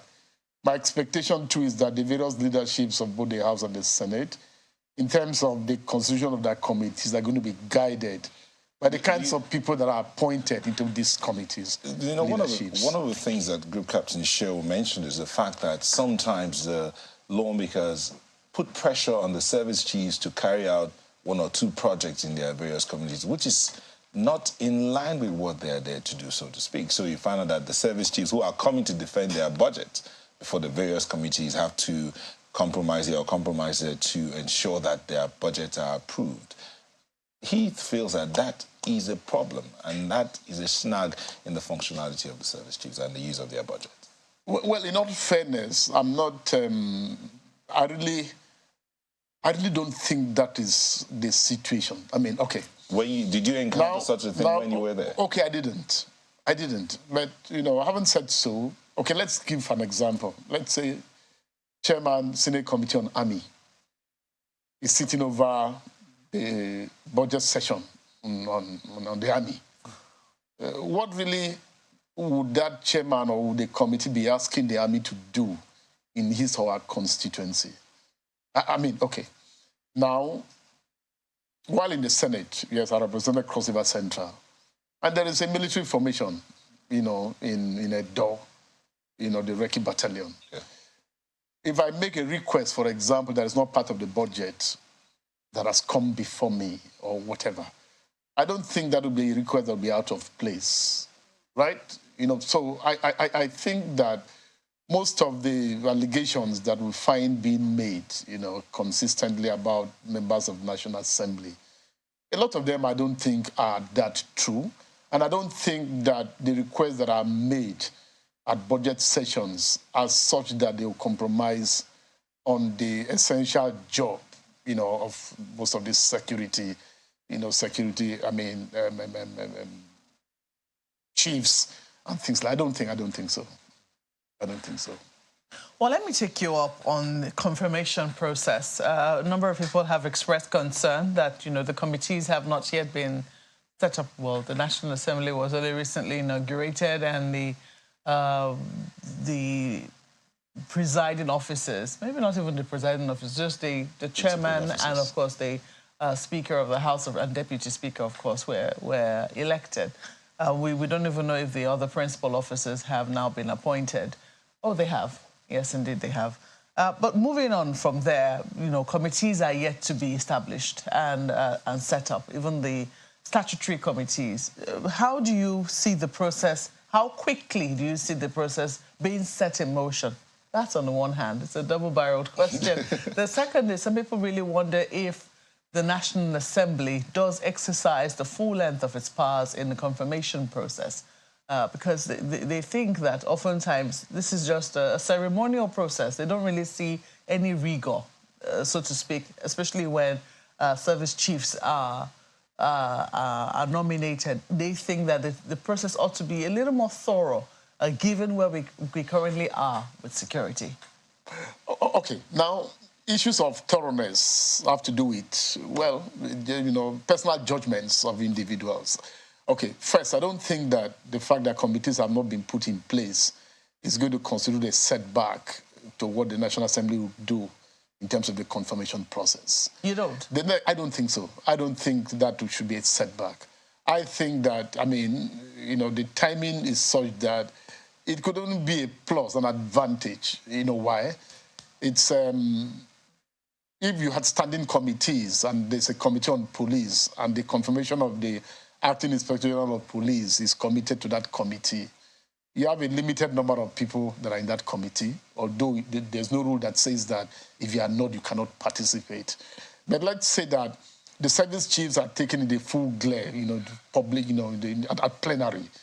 You have the opportunity of having more people, right, interview, engage, interrogate with their appointee. You know, so I don't think that should be a problem.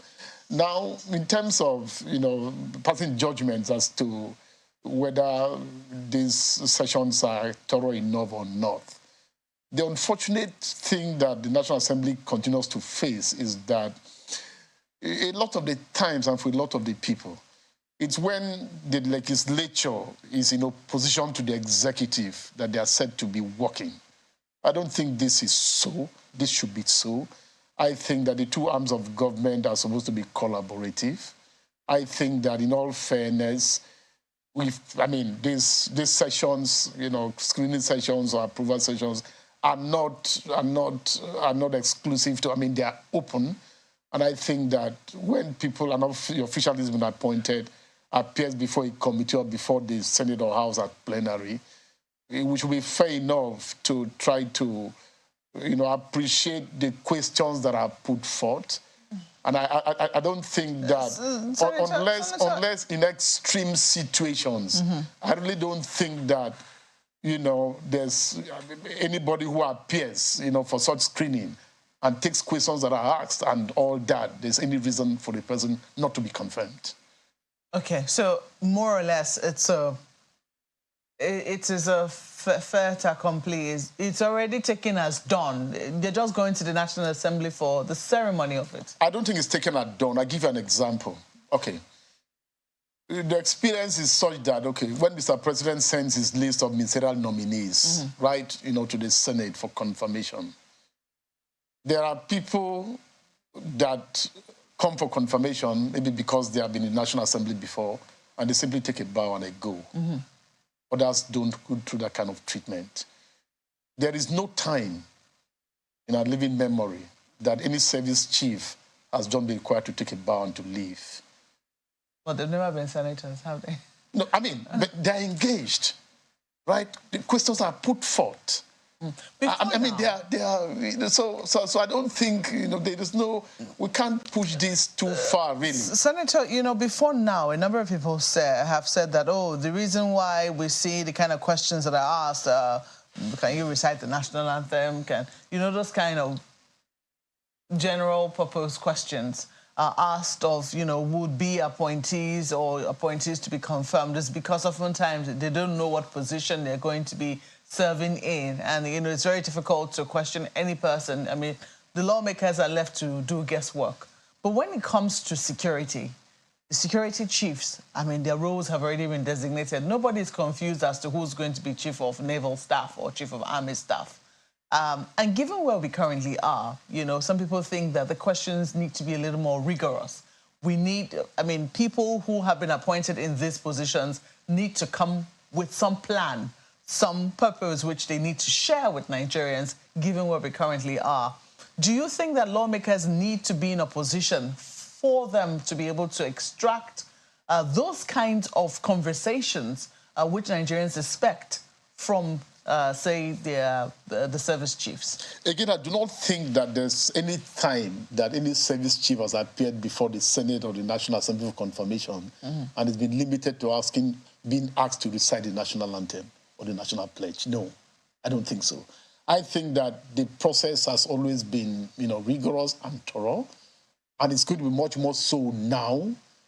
I mean, I expect, for example, just like you've said, the service chiefs are appointed to specific services, right? The Army, the Navy, and all that. I expect that the National Assembly is going to put them, the strictest, interrogations about their respective areas. I don't think, Nigeria is going through quite a period. If before now we didn't have it so, how much more now? So I look forward to a very rigorous engagement between the National Assembly and these service chiefs that have been appointed. And I think that these service chiefs, by themselves, will expect such rigor in terms of their kinds of confirmation hearings that they're going to take part in. I expect that each of them is going to be very prepared, and because they're going to be engaged along those lines. What plans? Their full knowledge of the enormity of the challenges and the problems is going to be put to test. Indeed. I expect that to happen. And I'm glad that you have that expectation of the National Assembly as well as of the newly appointed service chief. So let me quickly take you up on this one on finance. In recent times, the Tinubu-led administration is a month exactly today in office. June 29 is today's date. He was inaugurated, the government was inaugurated on 29th of May. And we've seen a number of economic policies being put in place. Fuel subsidy was the first to go. We've seen the Naira being floated. We've also seen a number of appointments, etc. And people have said, well, these policies have now, tended towards asking Nigerians to tighten their belt. It has dealt a huge blow to incomes that, people get on a daily basis. It has translated to higher inflation, etc. And yes, we've been told that it is necessary medicine for us to be on the right path to recovery. However, people have been asking questions as to what sacrifices, government officials intend to make. Do you think that we have had sufficient clarity, or do you think the government needs to be a little more clear on some of the excesses that it intends to cut to justify the sort of sacrifices it is demanding ordinary Nigerians make?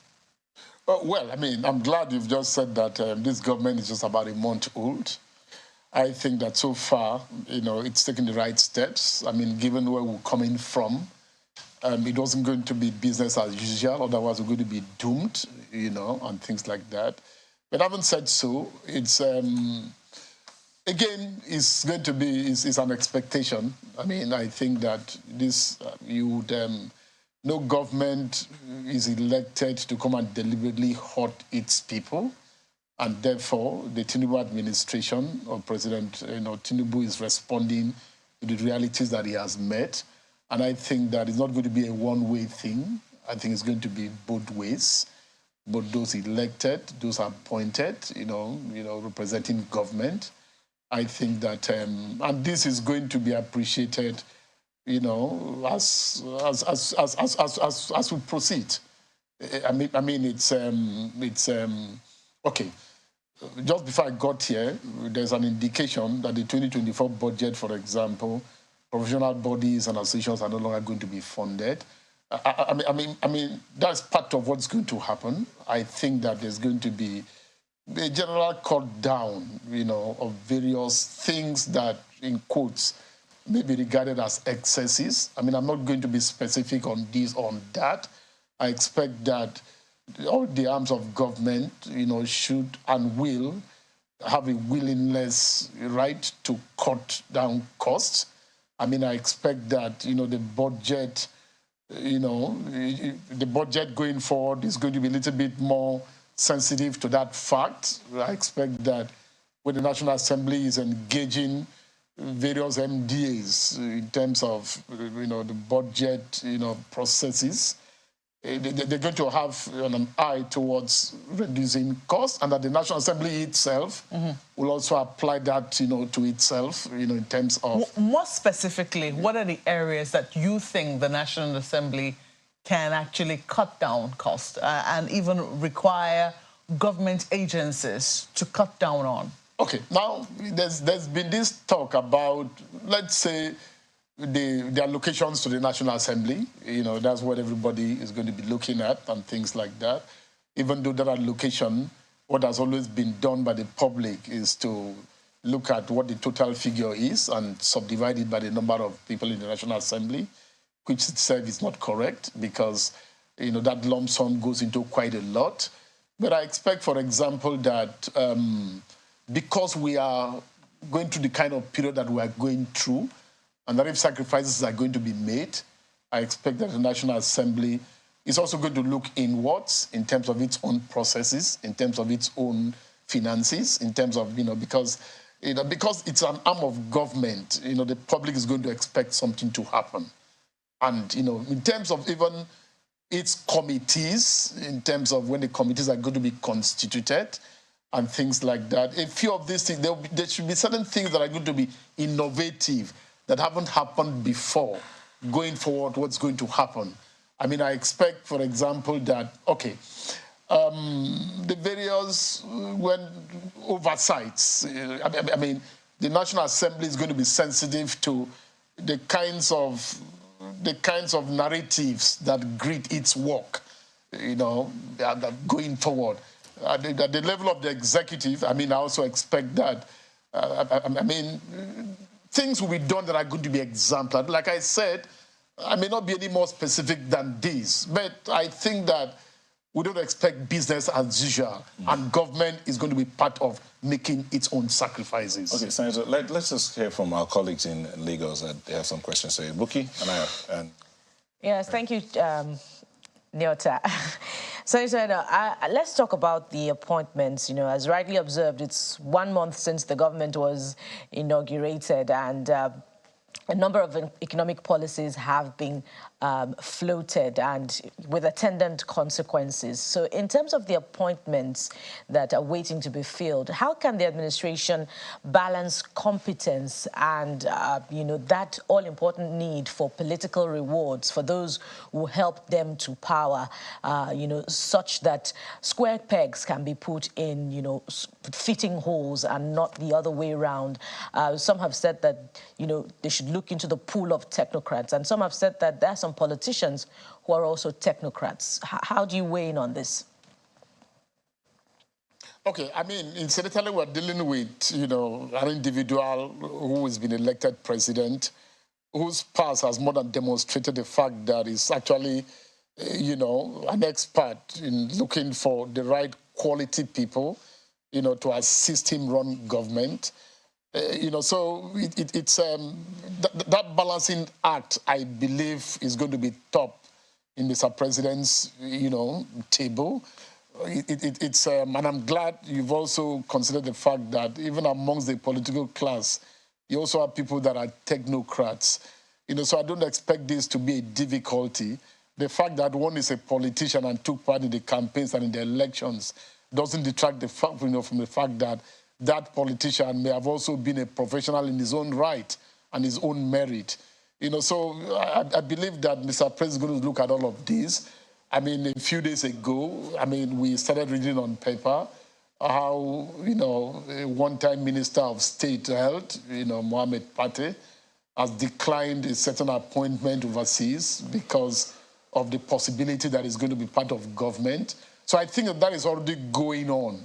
What is important is that I believe that given our circumstances as a country, given the kinds of achievements this president wants to record, I think that he's going to do a brilliant, mix of, the right number of technocrats and politicians that is going to put together, especially in technocrats, especially in some of those areas. I mean, health, education, some of those key sectors that deliverables are going to be, in strong desire.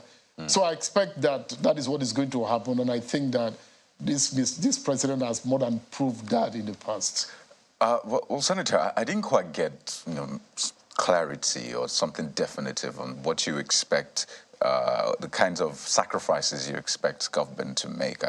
Do you expect salary cuts from members of the National Assembly, members of the executives as well? Do you expect, rather than getting all of those new vehicles, they should probably still maintain the vehicles they have rather than spending money? It's just something definitive, so maybe Nigerians can at least hold on to that and say, okay, this is expected. But I'd also like you to speak to this point. On one of the front pages, I think the leadership, it was said that members are already jostling for juicy committees. And the Committee on Finance is actually mentioned as one of the most juicy in the National Assembly. And I mean, you know that committee all too well. So I'd like you to speak to Nigerians in terms of the budget size of the MDAs, the influence, just how much of juice did you enjoy when you were in that committee? Okay, thank you. I think that on the first question, in terms of specificity, a few weeks ago, I mean, the Revenue Mobilization, Allocation and Fiscal Commission came up with some proposals about increases. This is part of its regular job as required by law. And fortunately, there was a quick statement by Mr. Dele Alake, the presidential spokesman, to the fact that Mr. President hasn't approved that. Okay, I don't expect that approval is going to be made. And this is something that should happen. So if it doesn't get made, I mean, I need that to be appreciated as part of the sacrifice. I mean, I don't expect that. I mean, if there will be salary cuts, I don't expect any salary increases for public officials. I mean, I really don't expect that. So in terms of committees that are juicy, committees that are not juicy, I mean, the way I look at it is that, yes, there's going to be a jostling for committee headships, committee chairmanships, and things like that. Whether they are juicy or not is really not an area I want to be dragged into. I mean, all committees are committees and have jobs to do and have oversight, responsibilities to discharge. I mean, that is the sense in which I like to appreciate that. Yes, I chaired the Committee on Finance about twice, once when I was in the House of Reps and when I was in the Senate.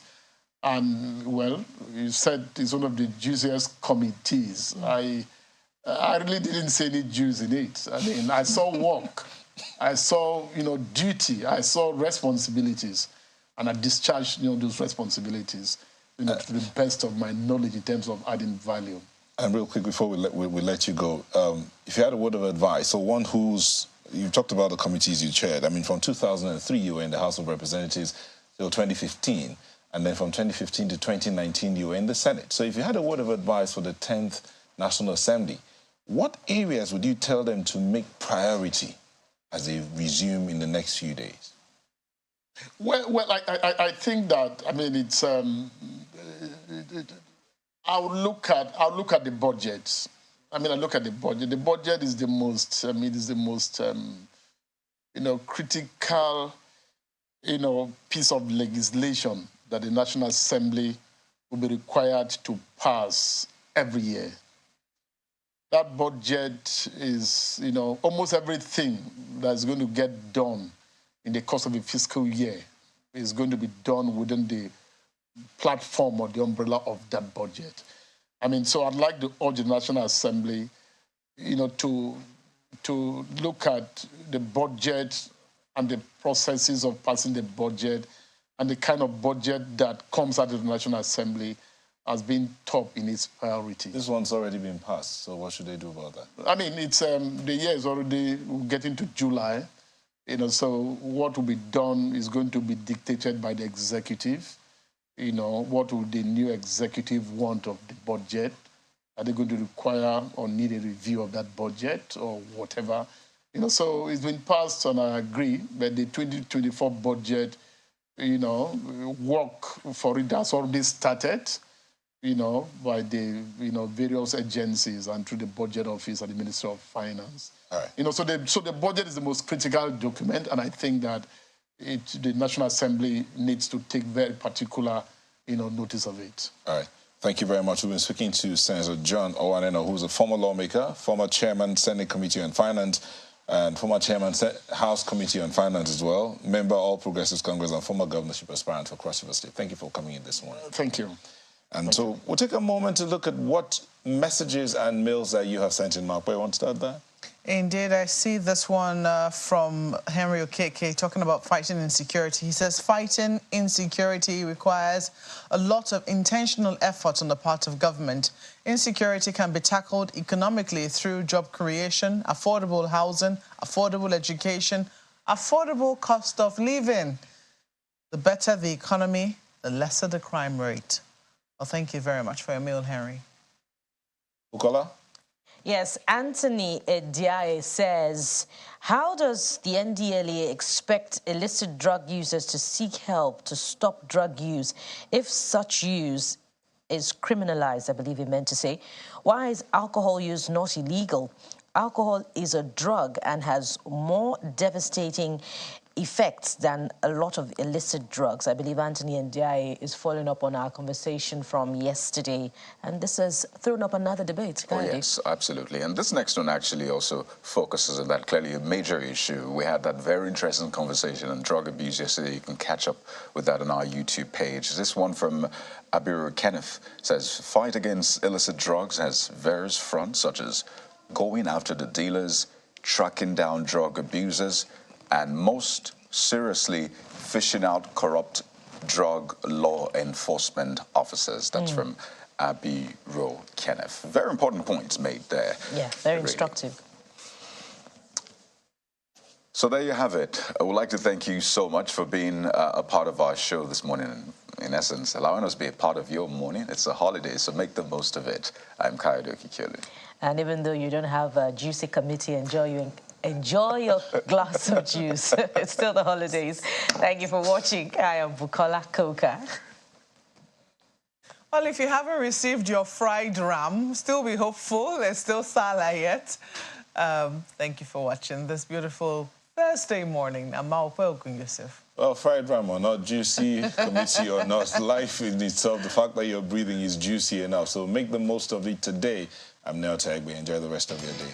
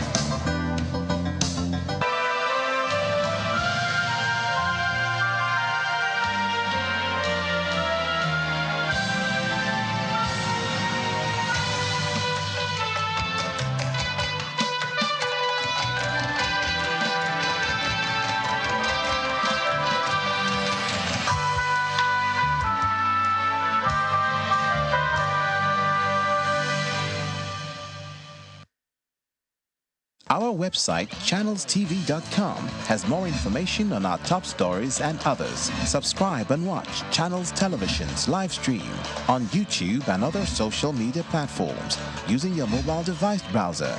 Or download the Channels TV app for Android and iOS devices from their respective